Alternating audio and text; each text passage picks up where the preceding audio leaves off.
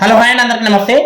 మన ఇండియాలో ఉన్న అతిపెద్ద దరిద్రం ఏంటంటే మనం ఎక్కడో ఉన్న ఫుట్బాల్ ప్లేయర్ని ఇండియాకి తీసుకురావడానికి 150 కోట్లు ఖర్చు చేస్తాం. కానీ మన ఇండియాలో ఉన్న గ్రౌండ్లని డెవలప్ చేయడానికి కనీసం 1,00,000, 2,00,000, 50 లక్షలు ఇలా ఏది కూడా ఖర్చు పెట్టాం.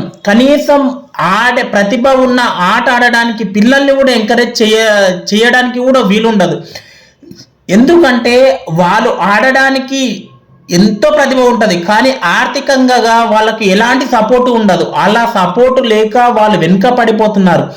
అలాంటి వాళ్ళని కదా మనం తీసుకురావాలి, అలాంటి వాళ్ళకి కదా మన సపోర్ట్ ఉండాలి. ఎక్కడి నుంచో తీసుకొచ్చి వాళ్ళకి 150 కోట్లు ఖర్చు పెడితే మనకేంటి లాభం? మన వాళ్ళని ఎంకరేజ్ చేసి మన వాళ్ళని ముందు తీసుకెళ్ళాలి కదా. అది కదా రాజకీయం అంటే, అది కదా ప్రజలకు చేసిన సేవ అంటే.